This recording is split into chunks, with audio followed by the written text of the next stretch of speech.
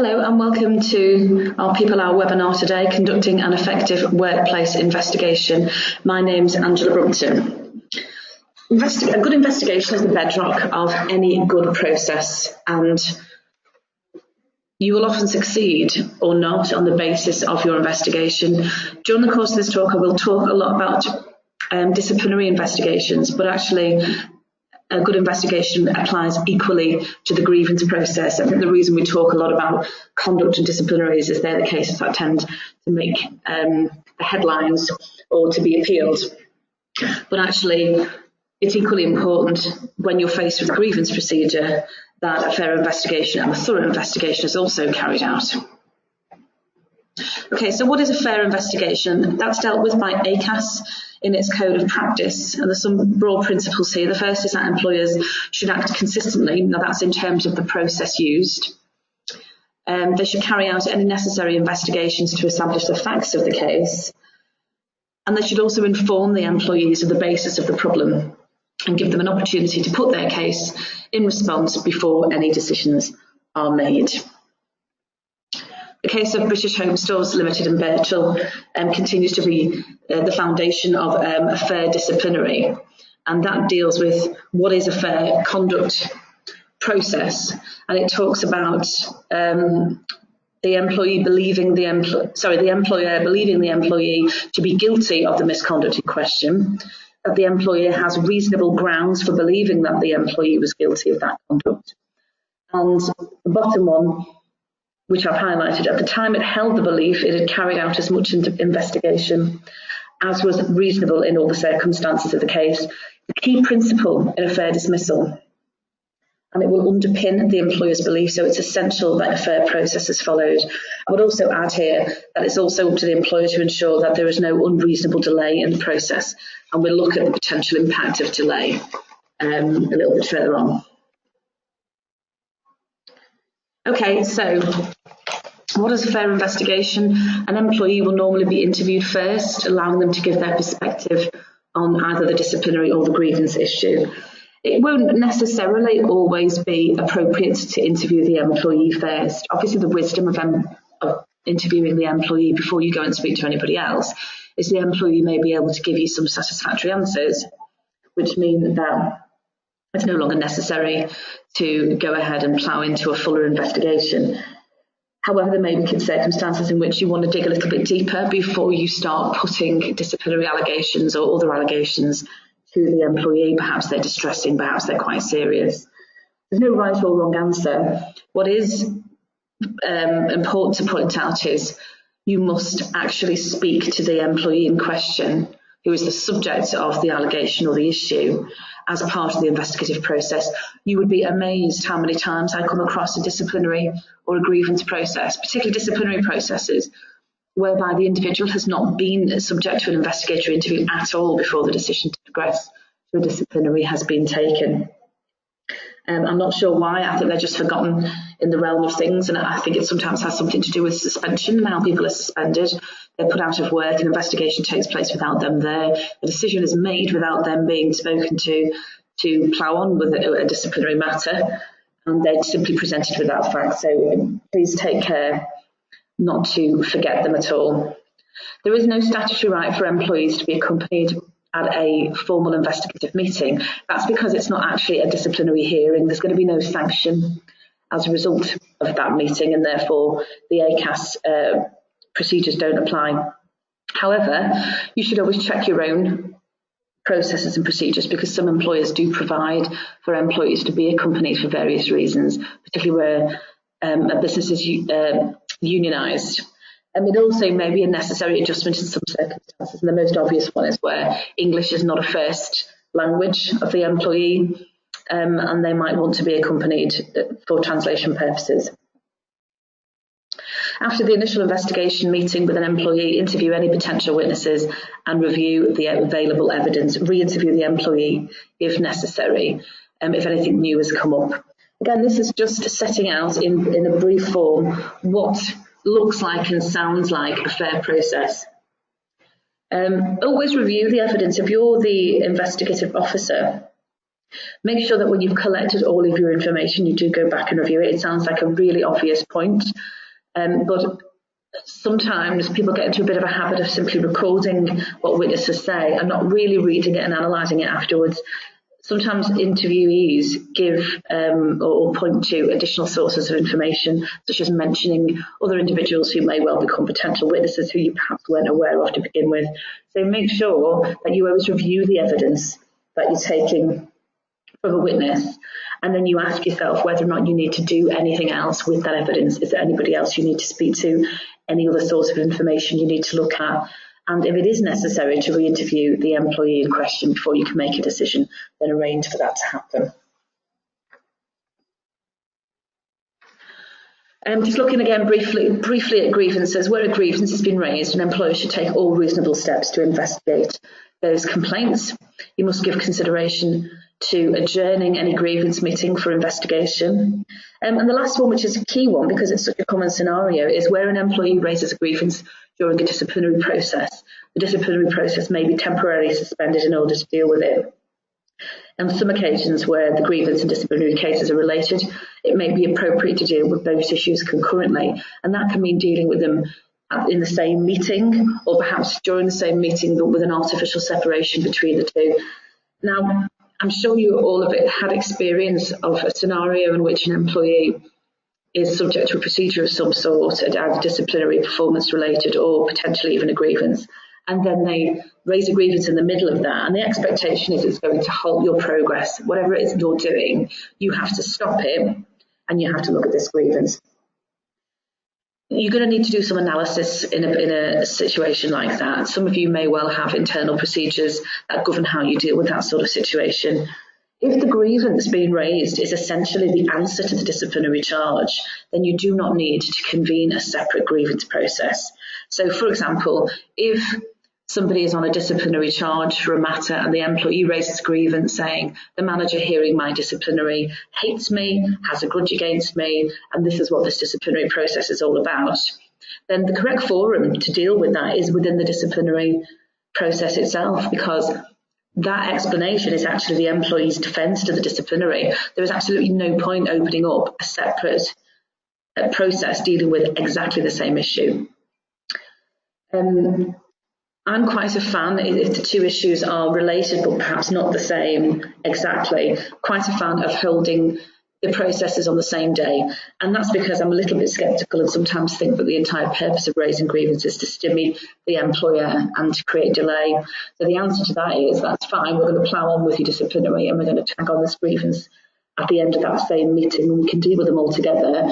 That way we've got all of the information available to us when we're making a final decision. So how much investigation is required? Now that's a really good question, because an employer will often ask me, well, how far do I have to look into this? What do I have to do in order to make this fair? If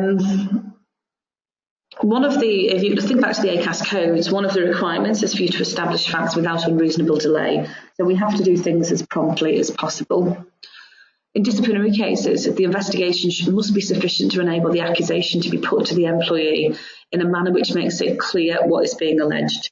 So be clear about what it is that's being investigated so the employee can properly defend himself. Again, it's not uncommon for me to come across scenarios whereby an individual claims to have been asked questions or claims to have been invited to disciplinary meetings without really understanding what the disciplinary charge is. So it's absolutely vital that you're clear with the employee from an early stage that they can't allege that at a later point. It's not necessary for you to investigate each and every line of defence advanced by an employee at all times. What the tribunal, what ultimately an employment tribunal will look at is the reasonableness of the process as a whole. That is what they are going to be considering if a matter ever reaches the tribunal. So each and every case will turn on its own facts. In some more straightforward cases, it may be that every single line of defence an employee brings up ought to be investigated because it would have been a simple matter to do it. In other cases, it may not be quite such a simple matter, and there may be other features or other factors which will mean that it wasn't reasonable for an employee to do that. And probably the best way to illustrate that is to look at a couple of cases. Okay, so looking at the case of First, Bristol and Baylis. In this case, it involved a bus driver who had a very long service with the employer with an unblemished record, and he was the subject of a random drugs test which took the form of a saliva test. He tested positive for cocaine, and he was then subject to the business's disciplinary process. Now, during the course of that process, he brought up, the bus driver brought up 3 lines of defence. Defence number 1 was, I was taking antibiotics at the time and they may have produced a false positive. One was the relevance of a hair strand test. Now, the individual had actually gone to the trouble of getting a hair strand test done at his own expense in order to demonstrate that perhaps the saliva test had been inaccurate. And the third third defence to the allegation was he suggested that he could have handled contaminated notes during his employment, and then he's eaten his lunch, a sandwich, with his hands, and that could have caused the contamination. The ET found that the bus driver was dismissed, but the employer hadn't investigated one of the defences that he'd raised. They looked at 2 of them, but they didn't look at a third. The Employment Appeals Tribunal, in supporting that decision, said that actually when you look at this case as a whole, it would have been reasonable for them to look at everything, not just cherry pick from 2 of his defences. And part of the rationale was that he was such a long-serving employee, that he had had an unblemished record, that he actually went to the trouble of getting a hair strand test in order to prove what he was saying, or support what he was saying. And in such circumstances, they felt that it was unreasonable of the business to not look at everything, particularly when it was fairly readily presented to them. We compare that case then to the next case, which is Strester versus Genesis Housing Association. What happened in this case was the employee was dismissed for fraudulently overclaiming mileage over a 3-month period. Now, at his disciplinary hearing, he said, well, there were various reasons why my mileage claims seemed to be inexplicably high. And he mentioned roadworks, so on his journeys to and from work, to and from clients. He had to navigate roadworks, which included doing long detours. He said there was a lack of parking, which meant he had to drive further away from his destination and park further away, which had increased his mileage. And he also blamed the introduction of some one-way systems during a course of roadworks, which he said had taken him out of his way. Now, what they found was, or certainly what Genesis Housing Association advanced was, first of all, even on the face of it, even with those explanations, it didn't quite account for his excessive mileage, which they said was particularly excessive. So even if all of that were true, looking at the figures, they still felt that that wouldn't have been a reasonable explanation. The other issue they faced was it simply wasn't possible for them to go back and check all of these explanations, which had gone on over a period of months. How would they be able to go back and check parking at the various times? How could they go back and check temporary roadworks and how long they were there and what sort of delay we were looking at, or what sort of diversion they were looking at? So they didn't go and look at this in any great detail, which would involve a lot of investigative work. And what they said was, it's not reasonable for us to do that. On the face of this, we don't consider that even if we do look at it, it's going to be a rational explanation. The employee brought a claim for wrongful and unfair dismissal at the tribunal, and he said, a fundamental problem with the dismissal was the fact that he hadn't, the Housing Association hadn't looked at all of his defences. And the Court of Appeal ultimately disagreed. And what they said was, investigating each and every line of defence in each and every case would add an unwarranted gloss to the Birchall test that we were looking at, that we'll look at later. So this is about what makes a fair dismissal, and that what they need to do is look at the investigation as a whole when assessing reasonableness. Let's look at what they did do, and is what they did do reasonable as opposed to what they didn't do.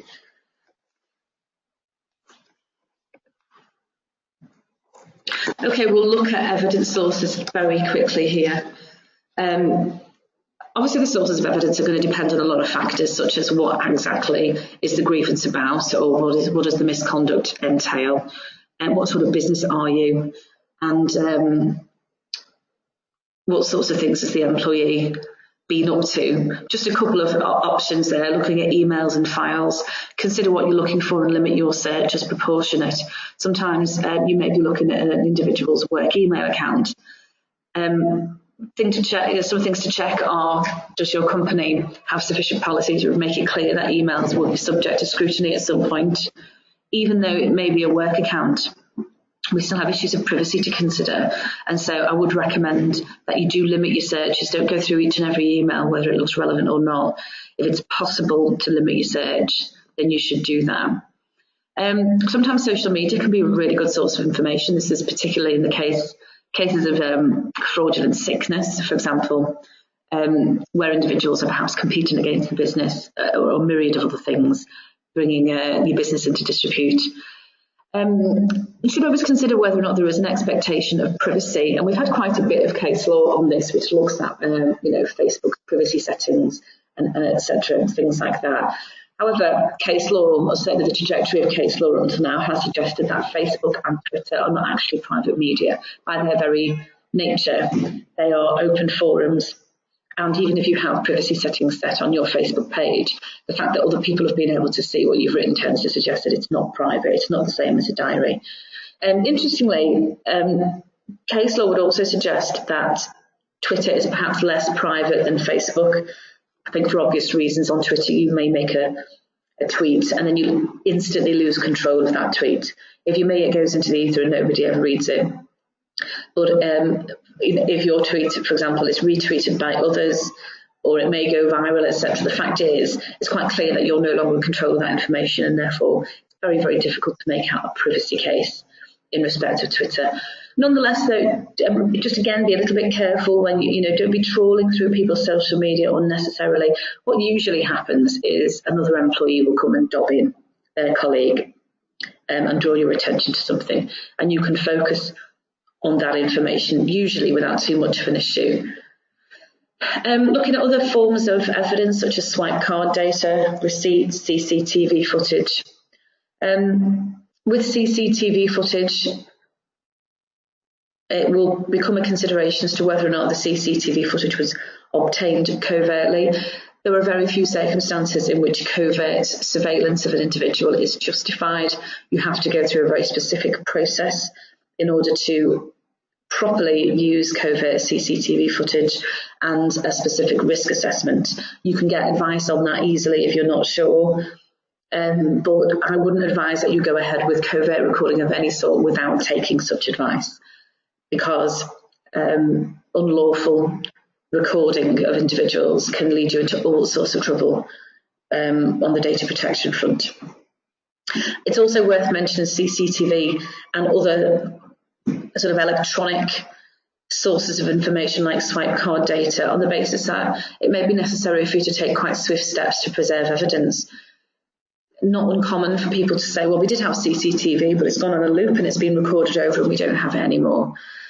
Same with swipe card data. If you don't keep it, or you only keep it for a period of time, the first time you become aware of an issue, whether it's a grievance or a disciplinary, you need to ask yourself quite quickly whether or not there is any form of evidence that you need to take steps to recover or preserve immediately. In the event that evidence was available and you don't have it, then that will be something, again, you would have to deal with as part of the disciplinary or grievance process and explain why it wasn't possible to use those sources. If evidence could have been easily obtained and it's been overlooked and then lost, that could definitely count against you in terms of the fairness of the process.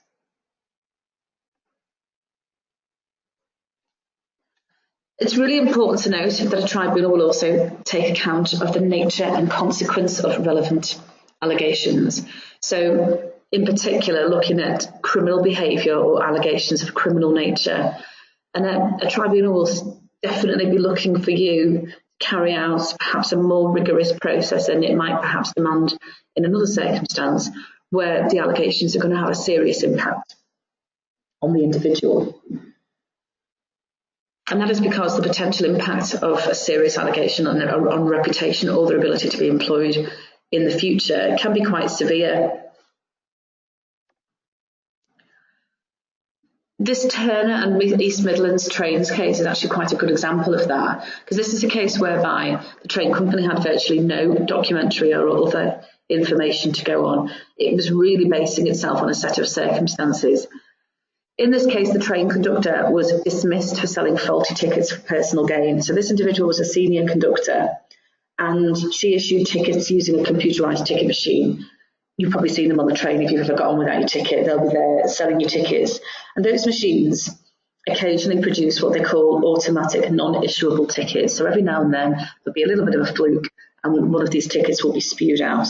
There may also be the odd occasion when a customer asks for a ticket, that ticket is printed, and then the customer for some reason changes his or her mind, and they will also be non-issued tickets. The employer in this case became aware that this particular train conductor was issuing a startling amount of these automatic non-issuable tickets, and they strongly suspected that the conductor was producing them, recording them as not issued, then selling them to the customers and pocketing the money. And the evidence they relied on was the sheer volume of these tickets that she was producing. So 132 tickets over a 36-week period against an average of 20. So every other conductor had an average of about 20 non-issuable tickets at the same time frame, and this individual had 132. Now, again, quite unusual in this case because there wasn't really anything else to go on other than an objective assessment of the employee's behaviour and what was happening. And this case progressed from the ET to the Employment Appeal Tribunal and also up to the Court of Appeal. And all of them agreed and said that they applied, what the company was obliged to do was to apply an objective assessment to the behaviour. A reasonable employer should have regard to the gravity of the consequences of a dishonesty or dismissal when deciding the scope of the investigation and whether it is reasonable.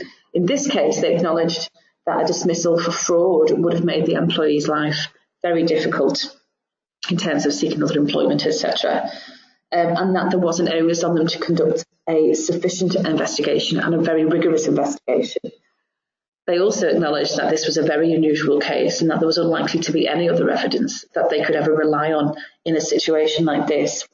But what was key in this case, and this is why probably a pivotal issue as to why the employer was supported by the ET, EAT and the Court of Appeal, was that the employer had followed up many or most of the employee's suggestions for further investigation. So one of the avenues that the employee wanted to explore was whether or not there was a fault with this particular ticket machine.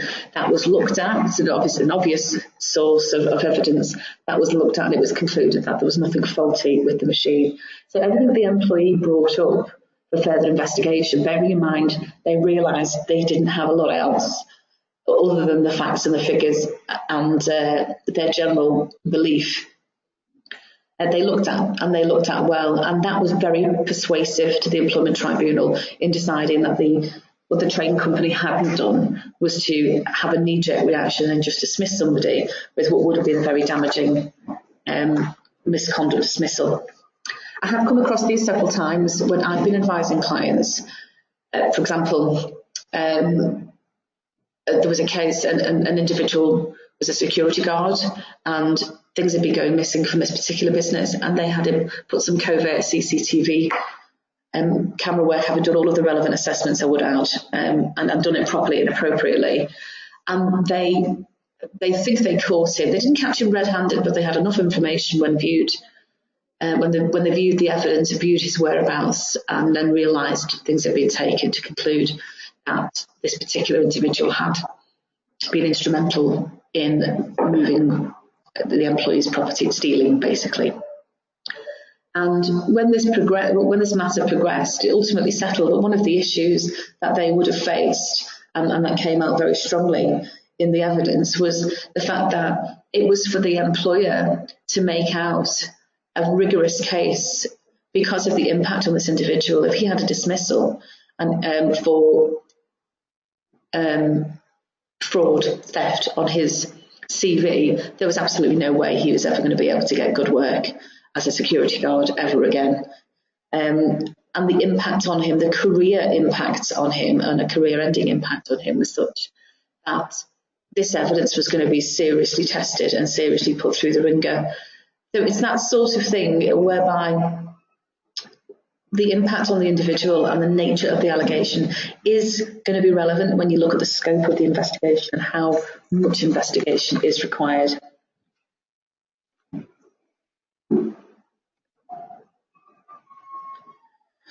Okay, when it comes to your own internal policies and procedures, keep it simple.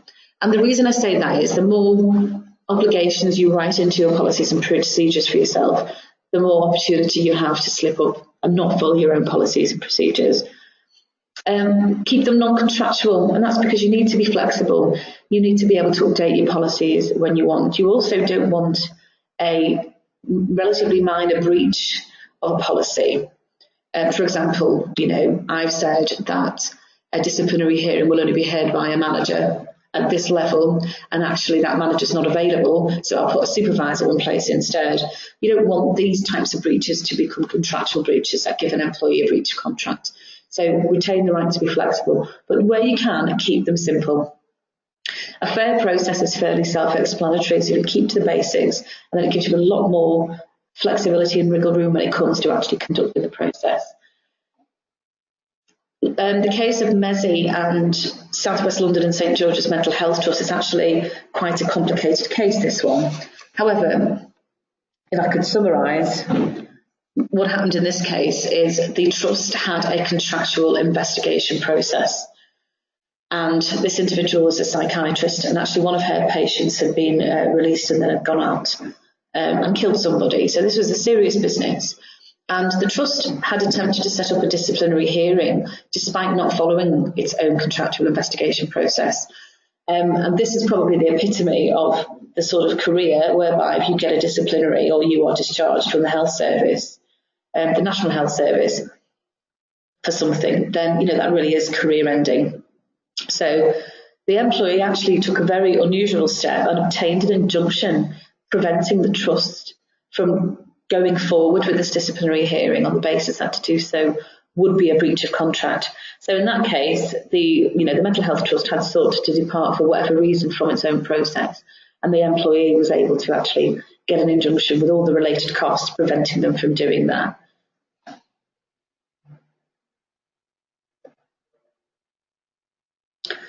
Okay, suspension during investigation. I think this is one of the most understood areas of law, suspension, and it's the area whereby I see people get it wrong time and time again, many times without any consequence at all. But it does really stagger me sometimes how suspension is used and how little care and how little thought is given to a suspension. So you're probably familiar with the concept that it may be appropriate to suspend an employee if serious misconduct is alleged and the individual's presence at work poses a threat to the integrity of the investigation, either the business or another employee, and the employment relationship, the employment relationship has broken down. Now, in cases of serious misconduct, you will obviously want to think about whether it's necessary or appropriate to suspend that person, and there will be many occasions when you feel that it is necessary and appropriate to suspend that person. But you don't have to. Now, I hear this time and time again. I've even had individuals who are represented bringing whole claims based upon this idea that if you dismiss somebody for gross misconduct but you didn't suspend them to begin with, that undermines the dismissal. It undermines the process. They weren't treated as if they were guilty of a gross misconduct offence or being investigated for one at the material time. That is not correct. The law requires you to properly consider suspension. It requires you to consider whether it is necessary. It requires you to consider all of those things. So what does it pose a threat to? It requires you to consider whether there's any alternative to suspension. If we move on to the next slide, we can have a look at that. And the reason for this is, although suspension isn't a form of punishment, so suspension isn't an outcome, it is a neutral act effectively, or that's how we always present it. It is a mechanism for enabling a fair process, but case law has established that in fact it's not a neutral act at all. It can have serious consequences both for the employee and the employment relationship. As a result, you need to look at whether or not any alternative is possible, moving the employee to a different team or a different reporting line while the issues are being investigated. This goes for a grievance as well. Most employers I know never consider alternatives, and they very rarely consider whether it's necessary. They hear the words gross misconduct or serious misconduct and say, well, we must suspend, and that is not the case. And you have to do it so carefully so as not to give rise to any potential claims for the employee. Just make the point, though, that a failure to suspend will not render the employee unable to dismiss or result in an unfair dismissal. And again, I think that's quite a commonly held misconception. Suspension is tricky. Doing it right is tricky because you've not only got to consider whether it's necessary, you've also got to keep the suspension under review.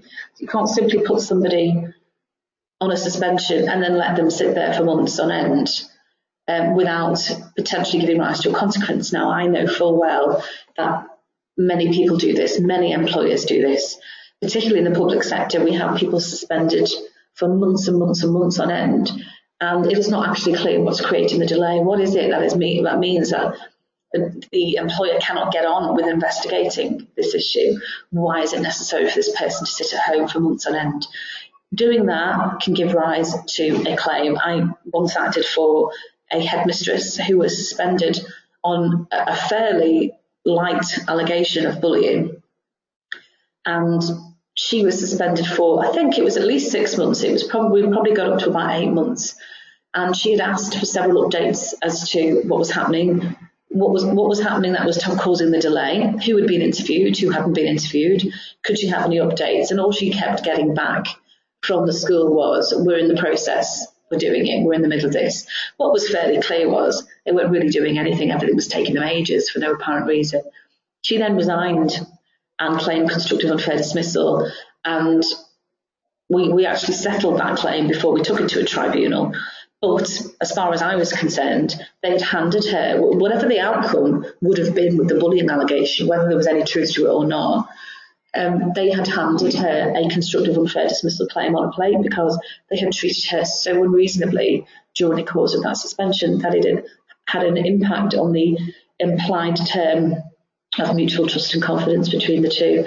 And I have to say as well, suspensions for lengths of time like that, although on paper it may look great, I'm sitting home and doing nothing, it's exceptionally stressful, and it has such a negative adverse impact on the individual who's experienced it. So it's not something that I would advise anybody to do. So you need to keep it under review, you need to not create any substantial delay, and you need to keep the employee informed as well, which again is something that is missing. People will sit there on lengthy suspensions for ages with no updates as to what's happening with their case or as to when they might expect to be called in. The more senior you are in an organisation, the greater the impact on your reputation. So going back to my headmistress example, it was absolutely visible to everybody that she wasn't there.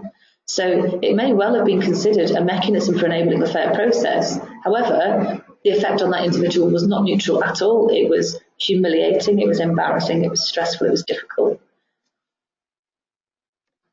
Looking at the case of Agareo and Lambeth Council, what had happened in this case was the teacher, it was again another headmistress, and she had been accused of, or there'd been an allegation, I should say, that she had used some physical force to deal with 2 children in her care.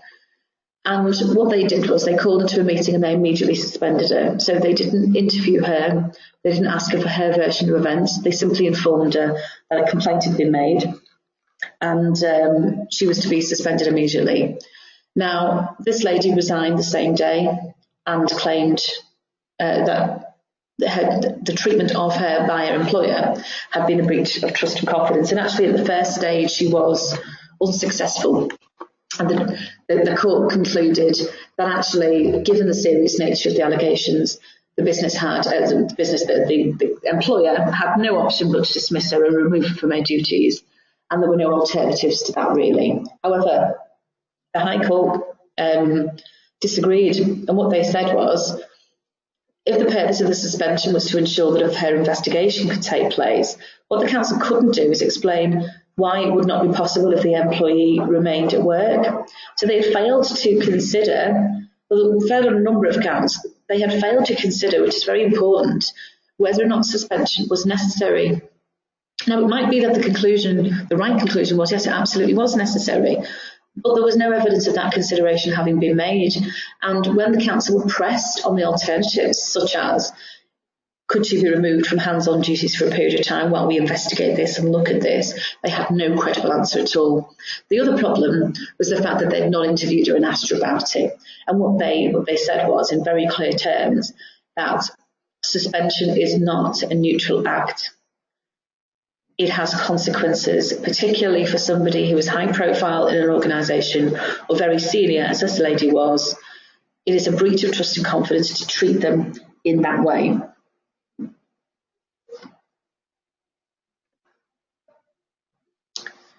Looking at the case of Camden and Islington Mental Health and Social Care Trust, the Employment Appeals Tribunal found that the employee in this case had been constructively unfairly dismissed because her employer had failed to review her period of suspension or to lift it at the appropriate time.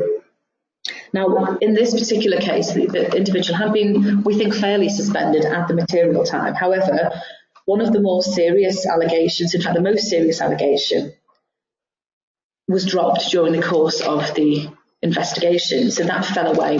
What they were then left with was some, comparatively minor allegations of misconduct. What the employee did not do at that point was to review the necessity of the suspension. Now, again, one of my favourite mantras in employment law is, it ain't what you do, it is the way that you do it. Or alternatively, you get far more marks for your working out than you ever do for your answer. So again, the answer from the employer, had they gone through this exercise, may well have been, no, it is still appropriate to keep this person on suspension. However, they didn't do that. And again, this is an individual who was sat at home, was being given very little information, even though the most serious offence had fallen away and she was left with relatively minor misconduct issues. At no point was the necessity for her to be suspended and sat at home reviewed.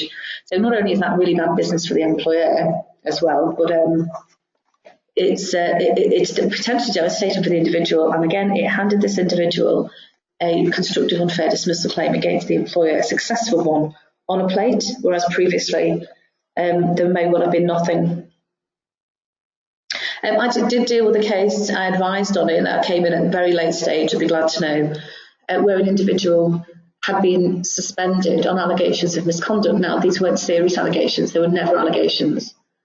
Well, no, that's not true, actually. They started off with an allegation that could potentially have been a gross misconduct allegation, but that fell away quite early on in the process. The individual eventually faced a first written warning and received a first written warning on the basis of misconduct, relatively minor misconduct, but had been suspended for 3 months. And this was a private organisation. So you're looking at the wisdom of having somebody sat at home doing nothing, twiddling their thumbs for 3 months at the business's expense. That's a problem. Secondly, the individual didn't actually resign, but I say would have been quite within their rights to do so. For being suspended for such a lengthy period without any explanation, and when you looked at the witness evidence and the evidence that had been gathered, I couldn't see more than an afternoon's work. So, the question as to why is this taking 3 months to get into, to get the process going and to get a hearing, it simply couldn't be answered. Had that individual resigned, I'm fairly sure they would have done so successfully in terms of a claim. And thirdly, when this individual appealed, what became apparent was it was a performance issue and a sort of performance/conduct issue overlapping. And his defence had been, actually, these individuals are seeking to upward bully me. I'm their manager. They've raised this complaint. It's fabricated, and they're doing it because I am new to this team and I'm closely managing them and I'm actually asking them to do what they should be doing. And they don't like it. And they've got their heads together and come up with this. And if you speak to all the members of the team, they will confirm it. Now, what the employer did at the first stage was to treat that evidence as a he said, she said situation. So 2 individuals have made a complaint versus his explanation. What they didn't do was investigate any of that line of defence. So on appeal, he's saying, well, why hasn't his allegation, it was an allegation and also a defence, why hasn't his defence actually been looked at? This is what he's saying is the reason that he's before you on a disciplinary matter. He's saying it's fabricated, and he's given you some evidence of that by saying, go and speak to other employees, and that wasn't done. So the whole thing was a bit of a hash, and eventually the employee's appeal was successful. And the employers that have managed to get away with it, really. Up until now, there have been no consequences. But yes, suspension is a real, it's a serious matter, and it shouldn't be done in a knee-jerk way. When you hear the words serious misconduct or gross misconduct, you shouldn't say, off you go, I'm suspending you, go away. You have to pay a little bit more attention. Okay, so who should conduct an investigation? In misconduct cases, where it's possible, at all possible, a different person should carry out each stage. So the investigation, the disciplinary and the appeal. Now, ideally, two, the disciplinary and the appeals individuals should be more senior. So the appeals manager should be the most senior, followed by the disciplinary manager. That's because if you do anything differently, there's always the easy allegation to make, which is a subordinate or a peer is less likely to have the authority to overturn the disciplinary manager's decision. Now, in some smaller organisations, this may not be practical. You will get a little bit of leeway if you are a very small organisation. And, there are some examples of an issue on an appeal being heard by the same person. I would say that in the modern workplace, that's very unsatisfactory. So whilst, the conventional wisdom is the smaller you are, the more sort of leeway you will get. And that's true. I would try, if I were you, in each and every circumstance to try to make it as fair as possible so you can bat away these complaints. Sometimes these little procedural, elements are the difference between an individual bringing a claim and not bringing a claim at all. So look at some alternatives. An obvious one is to bring in an independent HR consultant who can come in and objectively look at the matter and then deliver a response. Another option is to use a solicitor. Now, in some cases, it may not be possible to use your own solicitor because it may put them in a position of conflict in the event that a claim is brought. They may have a difficulty in actually representing you at a tribunal if they're also part of that decision-making process. However, nothing to stop you using another solicitor, and I know that I've been drafted in to do investigations, small and large, for individuals and to hear appeals as well, where that's appropriate. So you do have some options, and I would really encourage you to explore them. If you are a larger organisation or, a fair to middling size, you will get virtually no leeway whatsoever, and a tribunal will expect you to have these fair processes in place and to conduct them fairly. The larger you are, the less sympathy you get from anybody, is my experience. I've seen companies with the biggest and the best resources available to them get things wrong, and there is zero sympathy in those circumstances. So, try and get it right.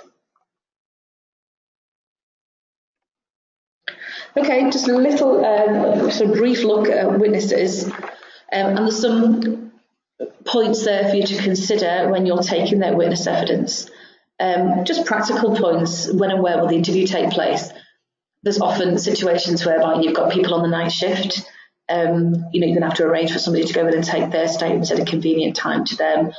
How will you conduct it? The more you plan interviews in advance, the better your outcome is likely to be.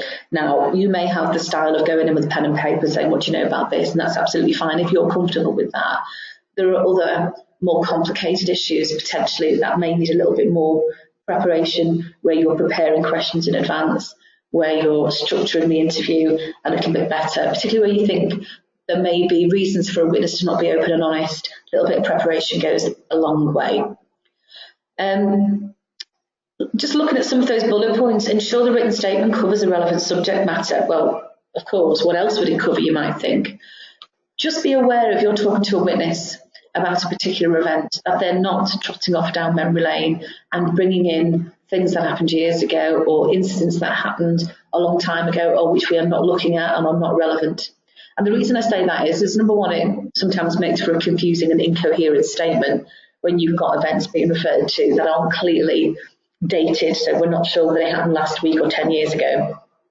But also, it can sometimes look as though the employer's gone on a bit of a fishing expedition rather than focusing on the question at hand. Do you know anything about X? You've allowed the witness to bring up other things that may be damaging to reputation or character and raise those issues, but without actually being relevant to the matters at hand. I think it can start to look like a bit of a witch hunt in some cases. And so I would advise you to try to keep the witness on track and make sure you're covering only relevant subject matter where possible. Of course, sometimes a little bit of background is useful, but just be aware that when you go back and look at your statement, it's not a character assassination in general. Another important one here, in fact there are two important ones here. One, review the statement. We covered this earlier. Is there anyone new you need to interview as a result of a statement? So again, there can be a tendency sometimes to write down what you're being told without really analysing it. The individual's pointed you in the direction of another witness or another source of information. You need to go back, review the statement and ask yourself whether or not there are any action points. And I actually find really useful when you've taken the statement from the witness, you get them to sign and date it, which is also important. Undated documents are a complete nightmare and completely, very difficult for solicitors and tribunals to come to grips with. So we like things to be signed and dated so we can put them in order and sort of have them clear in our minds. But at the bottom, always write action points, ?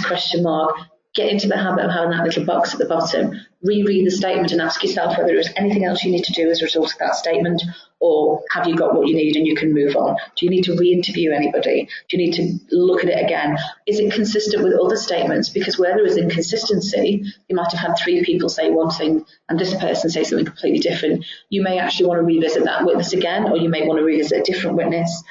So just get into the habit of writing down your action points.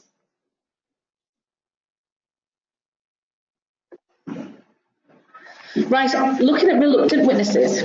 This does tend to come up where you've got witnesses who really don't want to be involved. Now, I understand that nobody wants to be involved in somebody else's internal crises, particularly where their employer's involved.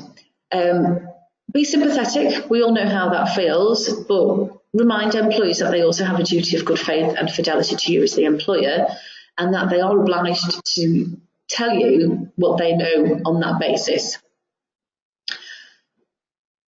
The employee, the person who's being accused or who's being complained about, needs to understand the case against them. If you have a witness who really doesn't want to be involved, you can consider if it's possible to redact or remove their names from meeting notes.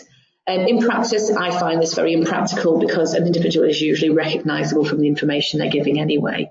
I'm also not a fan of it on the basis that I don't think it's particularly fair to the employee who's the subject of the complaint or the issue, because it reduces their ability to be able to defend themselves. They can't test it, they can't give you information about that individual. What I would also say is, and we're going to go into in a little bit more detail in the next two slides, about anonymous witness statements where witnesses are more than reluctant, they're actually scared. It is never ever possible to absolutely promise an employee that their name is never going to be revealed. And the reason for that is it may be that this, whatever it is, a disciplinary or a grievance, results in some form of legal action. And ultimately down the line, a court may demand that that information is revealed, and that's not something you as the employer can have control of. So you can make promises as to what you as the business intend to do with information, but you can't make unlimited promises as to what ultimately a third party may demand from you. So just be aware of that if you're making promises about anonymity to anybody. So this case of Linford, Cash and Carey and Thompson actually sets out a really useful set of guidelines to help you to balance the need for a fair hearing in respect to the employee with the protection of witnesses who are scared of reprisal.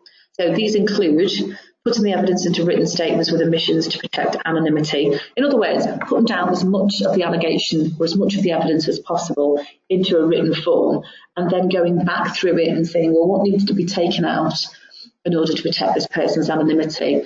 And actually, guidance from a judge I received once was write it as if it's going to be an open statement and then go back and see where you want to remove various references in order to protect somebody's anonymity. That just means the employee is getting as full a picture of the allegation as possible. Try to corroborate the witness evidence where possible. So if you're going to be handing this anonymous witness evidence over, you as the employer also want to be sure that you're not being fed a line. Witness evidence that is anonymous but corroborates all the other witness evidence is obviously going to be stronger than a piece of anonymous evidence that stands alone, says something different to what everybody else says. That starts to look less reliable.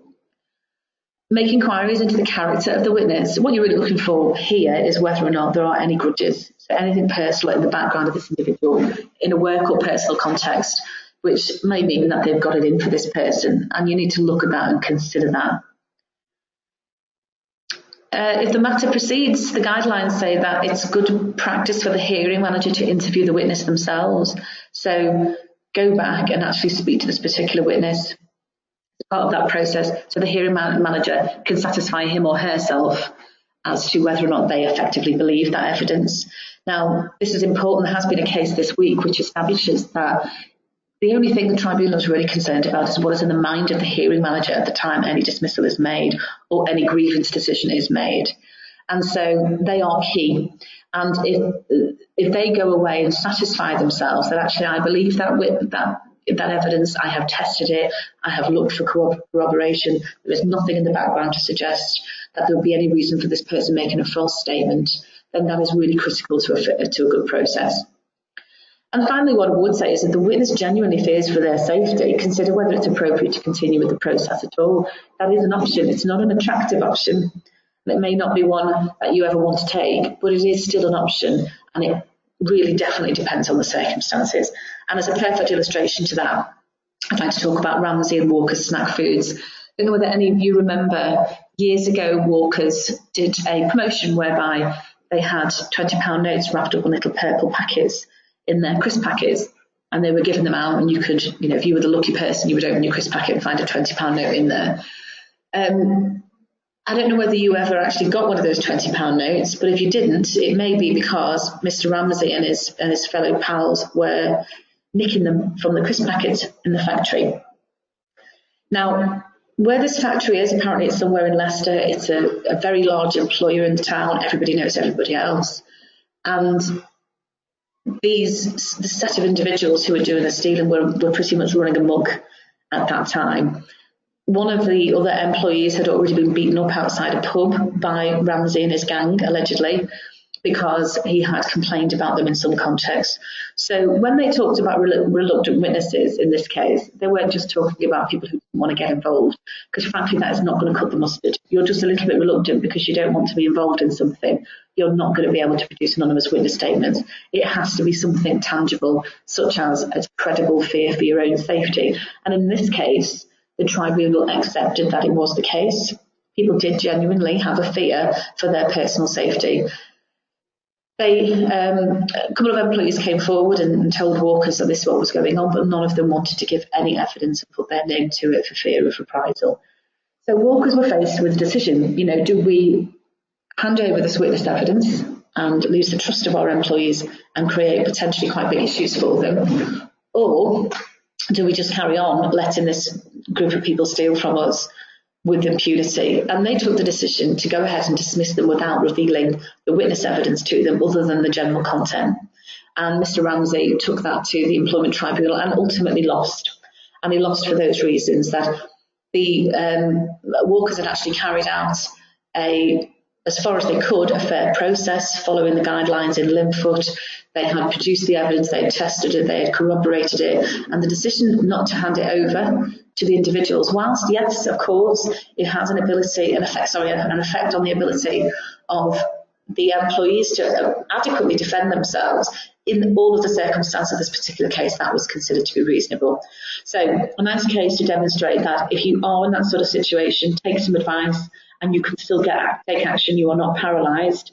However, it's also a reminder that that is the sort of case whereby producing anonymous witness statements is going to be potentially justified. Just having reluctant witnesses and handing over anonymised witness statements is probably not going to be enough. Okay, after the investigation then, just a few loose ends to tie up. So is it necessary to prepare a report? Or can you summarise the findings in an invite to the disciplinary hearing? It entirely depends on the scope of the issue. If it's a very short grievance or a very, very short disciplinary investigation, you might say that's fine, I can summarise them in a letter, no problem at all. If it's something that is more lengthy, more complex, then the investigative manager may want to produce a report. Now, I've seen reports of all shapes and sizes. I've seen incredibly detailed reports, pages and pages long, setting out evidence and findings. I've seen reports that simply attach all of the evidence to it as addendums and just has on the front, having considered everything, I have decided that this should progress to a disciplinary hearing, or I have decided this grievance should be upheld. Or not upheld. I have decided that this grievance is going to have an outcome which could be a disciplinary. So how you do it, there isn't really a right or wrong answer, except if we go back to the original, I think it was the first slide where we talked about consistency. So try to be consistent in what you're doing, so each and every individual is getting broadly similar treatment. Set out sufficient detail of the allegations and possible consequences to enable the employee to make their case at the hearing going forward. It is useful to summarise the steps you've taken in your investigation, so what documents you've relied upon, which witnesses you've spoken to. Evidence that you've looked at and discarded is equally important. So if you have been told to go and check the till receipts, and you've gone and checked the till receipts and they weren't helpful, still mention them. In fact, you may still want to disclose them, depending on the circumstances, but it is equally valid for you to talk about, I looked at that evidence and it didn't take me anywhere. That is still good evidence. Going forward, if somebody accuses you of ignoring evidence, you will have a ready-made answer. If you just leave it out of the report, or you never make mention of it, then it does leave you vulnerable to those allegations. But apart from anything else, it also demonstrates thoroughness and it demonstrates reasonableness. We looked at these things, they weren't helpful to us, we're not using them in the course of any further procedure. However, I want you to know that we did it. Make all the evidence you rely upon available to an employee if they're going ahead and facing disciplinary action. So if the investigating officer has used it, seen it and considered it as part of the decision-making process, and that information is going to go on and form part of a disciplinary case, then the employee must have access to it. It's a very, very simple rule. If you're using it, they should know about it. Easiest way to do it is to send it along with any invitation to a disciplinary hearing. So if you are producing a grievance outcome, and that grievance outcome is to uphold a grievance, and an individual is then being put forward on a bullying charge, for example, you would write to the individual inviting them to a disciplinary hearing, and you would simply attach to it all of the information. I also like a little list, because in my career as an employment lawyer, I can think of only one or two hearings whereby an individual hasn't alleged that they haven't seen something. And the easiest way to counteract that is to say, well, we gave you a list of the documents that we attached to your invitation, and if there was anything on that list that you didn't have, you should have let us know, and you should have let us know at the time. We didn't know you didn't have it. So either in the body of the letter, please find attached and then list it, or attached to the letter. At the back of this letter, you will find an index listing all of the information that you should have in preparation for any disciplinary meeting. So really simple steps. They're administrative things, but they really make a difference. They are thorough, they look good, and a tribunal is just as vulnerable to impression as everybody else. It looks organised. And again, it just helps to defeat arguments that come up time and time and time again in disciplinary cases. The report, the investigative report, can recommend the disciplinary level. So that is, the investigating officer can say, I think there is enough here that a disciplinary case should go ahead, or there is a disciplinary case to answer. And you may also recommend that it goes ahead at the level of either gross misconduct or misconduct or serious misconduct, whatever it is. So the report could say, I believe there is a disciplinary case to answer for gross misconduct or for misconduct. What you can't say is, or what you shouldn't say is, and I think the person should be given a final written warning, and I think the person should be dismissed, and I think the person should get a first written warning. That is not your job as an investigative officer. That is the hearing officer's job. They need to be unbiased, they need to be objective and unfettered at that stage. If you put into your report, and I believe the person should be dismissed, and they are then dismissed, easiest thing in the world for the employee to make a claim and say this was entirely predetermined. The real decision maker was the investigative officer, and the hearing manager simply followed that recommendation. It looks unfair and it sounds unfair, and it's another potential hurdle for you to overcome. So just confine yourself to, yes, there is a disciplinary case to answer. You may also go on to say, and I think it should be an allegation of gross misconduct, but do not advise on the outcome. Okay, well, I hope that was useful. We have had a quick canter through. We can spend all day looking at investigations and doing them properly and looking at examples, but hopefully that's enough for you to be going on with. Please remember that if you are in difficulty, you can seek advice, you can get help. If you have a complex disciplinary or grievance investigation, you can bring in a third party, you can instruct me or any one of my colleagues. We, as I mentioned earlier, I have conducted investigations, large and small, for large organisations and complex cases, down to quite straightforward matters, either because the company is of a size whereby they need to draft somebody else into a system. Occasionally it's because there's been a grievance that encompasses every man and his dog, and there's simply nobody left in an organisation who could be adjudged to be objective, and they'd rather get somebody else in to develop that objectivity. Whatever the reason, we are trained. We're trained to take witness statements, we're trained to collect and collate evidence, and we can also give you a pretty good view at the end of an investigation as to whether or not there is a case to answer, or what we think the outcome would be, and how strong we think any potential case might be. So if you do have any needs along that level, please do get in touch. We operate on a fixed fee basis, so there won't be any surprise bills at the end of a long and complicated process. Everything can be agreed in advance. Thank you very much for listening, and I hope to see you at our next event. Thank you.